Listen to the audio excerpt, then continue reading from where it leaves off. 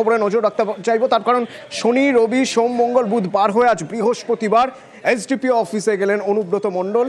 বিকেল 3:25 নাগাদ গেলেন, 2 ঘন্টা এসডিপিও অফিসে তাকে জিজ্ঞাসাবাদ করা হলো অন ক্যামেরা, মানে পুরোটা ভিডিও রেকর্ডিং হলো। তারপর তিনি বেরিয়ে গেলেন। যখন বেরোলেন দেখা গেল সোজা গাড়িতে উঠে বেরিয়ে গেলেন, সাংবাদিকদের কোনো প্রশ্নের কোনো জবাবই দিলেন না, চলে গেলেন পার্টি অফিসে। কিন্তু মাঝখানের এই 2 ঘন্টায় ঠিক কী জিজ্ঞাসাবাদ হলো, সব প্রশ্নের উত্তর দিলেন অনুব্রত।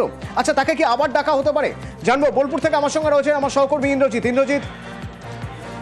একদমই যেটা বলে রাখবো, অনুব্রত মণ্ডলকে জিজ্ঞাসাবাদ করা হচ্ছিল এবং প্রথমত তাকে জিজ্ঞাসাবাদ করা হয় যে কি কারণে তিনি এই ধরনের একটি ব্যবহার করেছেন একজন অফিসারের সঙ্গে। তিনি যে উত্তর দেওয়ার পরেই তার পরে তাকে জিজ্ঞাসাবাদ নানা ধরনের জিজ্ঞাসা, কেন করেছেন, কি কারণে করেছেন, এই সমস্ত বিষয়গুলি কিন্তু তার সামনে উঠে আসে। পাশাপাশি অনুব্রত মণ্ডলের যে মোবাইল কিন্তু এখনো পর্যন্ত বাজেয়াপ্ত করা হয়নি। আমরা উল্টো দিকে কি দেখতে পাচ্ছি, আইসি লিটন হালদারের ফোন কিন্তু বাজেয়াপ্ত করা হয়েছে, যদিও অনুব্রত মণ্ডলের ফোন কিন্তু বাজেয়াপ্ত করা হয়নি। পুলিশ সূত্রে যাবি যে অনুব্রত মণ্ডলকে যে সমস্ত প্রশ্ন করা হয়েছিল সেই সমস্ত প্রশ্নের উত্তর কিন্তু অনুব্রত মণ্ডল যথাযথ দিয়েছেন এবং আগামী দিনে তাকে আবারও কি ডাকা হবে কিনা না সেই বিষয়টা নিয়ে তিনি তদন্তকারী অফিসার, তিনি কিন্তু এখনো তার যে ঊর্ধ্বতন কর্তৃপক্ষ রয়েছে তাদের সঙ্গে আলোচনা করছেন এবং সেই সমস্ত বিষয়গুলি সামনে আসার পর তিনি যদি তদন্ত খুশি হয়ে থাকেন বা তার জিজ্ঞাসাবাদে খুশি হয়ে থাকেন বা আর কিছু জানার না থাকে, সেক্ষেত্রে অনুব্রত মণ্ডলকে কিন্তু আর ডাকা হবে না, এমনটাই কিন্তু পুলিশ সূত্রে খবর। যদিও ও এখনই কি ডাকা হচ্ছে না বা আগামীকালে কি ডাকা হবে না সেই বিষয়টা কিন্তু পরিষ্কার নয়। তবে তদন্তকারী অফিসার এই মুহূর্তে যেটা জানে যে তার যে ফোন, সেই ফোন কিন্তু এখনো পর্যন্ত বাজেয়াপ্ত করা হয়নি বা আগামীতেও নেওয়া হবে কিনা না সেই বিষয়টা কিন্তু এখনো কিছু জানানো হয়নি। কিন্তু কি কারণে তাকে ডেকে পাঠানো হয়েছিল? শনিবার আসেননি, রবিবার আসেননি, সোম, মঙ্গল, বুধ পার হয়ে বৃহস্পতিবার এলেন এসডিপি অফিসে। কি কারণে না একটা অডিও ক্লিপ, একটা টেলিফোনিক কনভারসেশন যেখানে আইসিকে কদর্য ভাষায় গালাগাল করা হচ্ছে, সেই অডিও একবার শোনাবো আপনাদের। হ্যালো, হ্যাঁ বলুন। তোর পশু ডেপুটেশন দিয়ে তোর বাংলো পর্যন্ত যাব, তোকে পার করে নিয়ে আসবো। আপনি কি বলছেন? আমি অনুব্রত মণ্ডল বলছি। বল, তুই ফোনে রেকর্ড করছিস, আমি সব জানি। না না, পশু যখন ডেপুটেশন দেবে না, তোকে কোয়ার্টার থেকে মারতে নিয়ে আসবে। না কি হয়েছে, মানে ঘটনাটা কি জানিস না সিঙ্গিতে কি হয়েছে? হ্যাঁ হ্যাঁ, 13,000 বোলপুরের লোক হয়েছে না? 13,000 12,000 লোক হয়েছিল বোলপুরে, প্রচুর লোক। কথা বলেছি।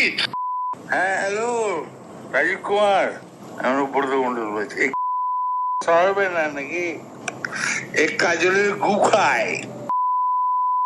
আপনি আপনি আপনি একজন দায়িত্বপ্রাপ্ত লোক, আপনি এভাবে কথা বলছেন? পশু ডেপুটেশন দিয়েছি, কি মারবো দেখুন, আমি ওর চুলের মুঠি ধরে আমি পার করে নিয়ে আসবো ওখান থেকে। সেই অনুব্রত মণ্ডল আজ এসডিপি অফিসে হাজিরা দিলেন, কিন্তু তার এই হাজিরা স্ক্রিপ্টেড দাবি করছেন সুকান্ত মজুমদার। পুলিশের ভূমিকার সমালোচনা করছেন সুজন চক্রবর্তী। পাল্টা কুণাল ঘোষ বলছেন বিরোধীদের মাথা ঘামানোর কারণ নেই।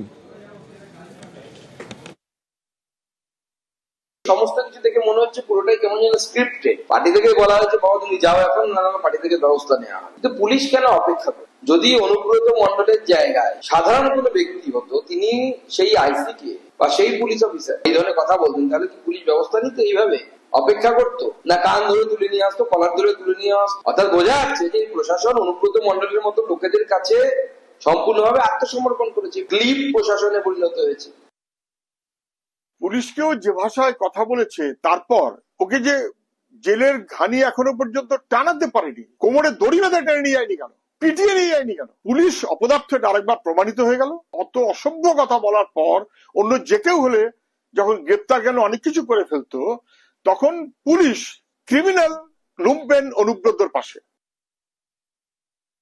অনুব্রত মণ্ডল যে ভাষা, যে শব্দবন্ধে বলেছেন সেটা অন্যায় করেছেন। পার্টি সেটা অনুমোদন করে না, পার্টি সেটা নিন্দা করে।